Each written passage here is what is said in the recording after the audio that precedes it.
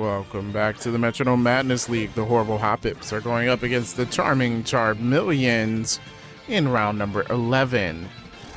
The Hop-Ips are 9-1, excellent season so far, as the Quilava on the Charmeleons tries to start with an upper hand, which will fail. Dunsparce is on the field for the Hop-Ips, and it starts with a Forest Curse, which will add the Grass typing to Quilava. So now it's a Fire and Grass type. Let's see how that affects the battle in the future, as the Cotton Guard slows the Dunsparce down. I don't think that had an effect, as Dunsparce was already slower. There goes the Sludge, which is super effective now that it added the Grass type. What a good combination. It also got a Poison off on the Quilava, and that Poison would put it down into the yellow. Charmeleons. Ooh, a close combat on the Dunsparce from the Quilava does a whole lot of damage. It's in the yellow, and the Charmeleons are 6-4 this season. Not a bad record, but they definitely want to win, as Dunsparce goes for the Quiver Dance here and raise up some of its stats. Quilava still has that poison to contend with, though, so we gotta be on the lookout for that. Here comes the Quilava once again, this time with the Glaive Rush. Glaive Rush puts Dunsparce in the red. Dunsparce now goes for an Incinerate.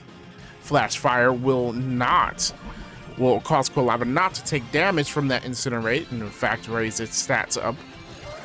Bad move from the Dunsparce, as Quilava goes here with a Meteor Mash, and that'll do this. Dunsparce will faint here, so the Hop-Ips are going to be the first ones to lose a Pokemon here. Quilava, though, in the red thanks to the poison. A pretty good start to this match. The Hop-Ips will send out their Ekans, and the Intimidate will take effect on the Quilava, lowering his attack stat. Quilava's still faster. Will attack here with a Brick Break. That's not very effective on the Ekans. So Ekans gets another chance to attack. This time it goes for a Confide. Confide? Gonna lower that special attack stat on the Quilava, as it takes more damage from the poison. So Ekans does not have to attack at all. You can just let the poison take out the Quilava. Quilava goes for a Syrup Bomb. Not very effective, but Ekans pretty close to halfway. We'll see what Ekans chooses to do here. He goes for a Speed Swap. So swap speeds with the Quilava, and the poison does take it out.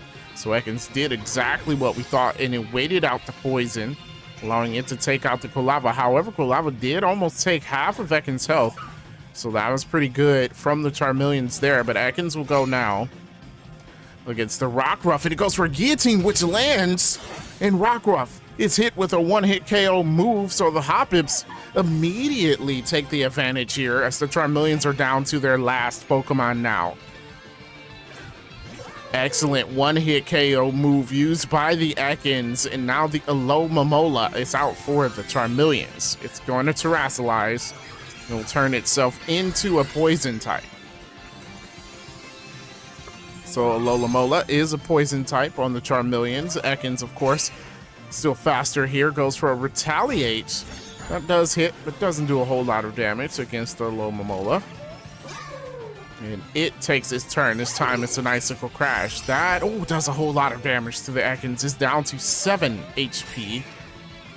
Ekans goes for Sure Up, though, so it will heal. Ekans playing really well for the Hop-Ips. And there goes the Alomomola again, this time going for Fake Tears. So it's going to lower the special defense on the Ekans. I'm going to mess up that name. There goes the Ekans, goes for a Metal Sound.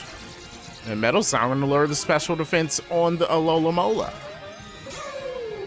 And there goes the Growl, lowering Ekans' attack. So for the past few turns, they've just been lowering each other's stats here. Second goes again. This time it's a Howl, so now it's going to raise its own stats. Lots of setup, no one actually attacking. And Alomomola goes for a Rest. That was actually pretty pointless. It barely had any damage. The Ekans had only used one physical attack. I believe it was to retaliate against that Alomomola. So resting just puts it to sleep for 3 turns, giving Ekans a free chance to attack. Goes for that knockoff. Going to knock off the Splash Plate, but still didn't do that much damage. And Ekans goes for an Entrainment here, which is an extremely bad idea. That's a bad move. as it gives Alomomola the Intimidate ability, which will take effect now, lowering Ekans' attack even further. I believe it was lowered before, making it more difficult for Ekans to even win this. There goes Ekans again, this time with a power trick. So it's going to swap its attack and defense.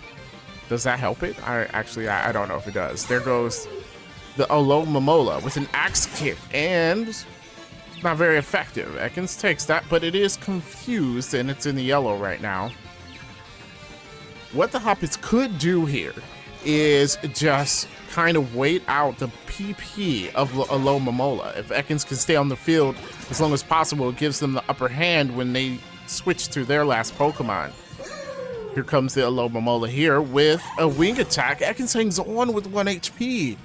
It is confused, so it could possibly take itself out. It breaks through this time, and it's going to go for an Orville. That's not going to work because there is no snow up on the field. And Alomomola with the Charm, lowering Ekans' attack even further. Ekans will not be able to do any damage, and it seems like that kind of wasting the PP of the Alomomola would be the strategy here for them. As they go for a stored power, it is super effective, but barely does any damage. There goes the Alomomola again, this time with the Vine Whip. Not very effective, but enough to get rid of 1 HP, so Ekans finally faints. And then the Hoppets will move down to their Stantler. So Stantler on the field for the Hoppets. Charmeleons have their Alomomola. Stantler is going to Terrasilize. Terrasilization turns it into a bug type. Stantler, of course, full HP, full PP, has an upper hand here as it goes for a beat up. Now, that will only hit once because there's only 1 Pokemon left, so Alomomola now gets to take its turn. Goes for a Grassy Glide. That doesn't work because Stantler has the Sap Sipper, so it actually raises up Stantler's stats. As Stantler goes for a Cut, and its normal gym would activate here, raising the power of Cut. Alomomola below half its health. Good combination coming from the Stantler now as Alomomola wastes the turn with a Fairy Lock. Here comes the Stantler again. This time, Stantler with an Acid Armor, gonna raise his defense up. Alomomola. Icy Wind. Icy Wind will land, barely does any damage, does slow Stantler down. Alomomola gets to go again after that speed drop, and it goes for the Swords Dance, so it's going to raise its attack stat. Well, maybe they're hoping for a huge hit in the next few turns. There goes the Lash Out from the Stantler, putting Alomomola in the red. Hoppets have taken control of this match. There goes the Entrainment, though, which again is very bad from the Alomomola standpoint because it gives an Intimidate to the Stantler, which will activate, lowering Alomomola's attack stat again. The Stantler will move now. It goes for the Volt Tackle, and that's going to do it. Alomomola faints, and the Hoppets win again. They are 10-1 on the season. That is a hard team to beat. The Charming Charmeleons, unfortunately, did not win. I don't believe it's going to actually move them into standings. Maybe it will. But they are 6-5 so far. If you enjoyed that match, make sure you hit the like button, subscribe to the channel for more of the Metronome Madness League, and I will see you next time.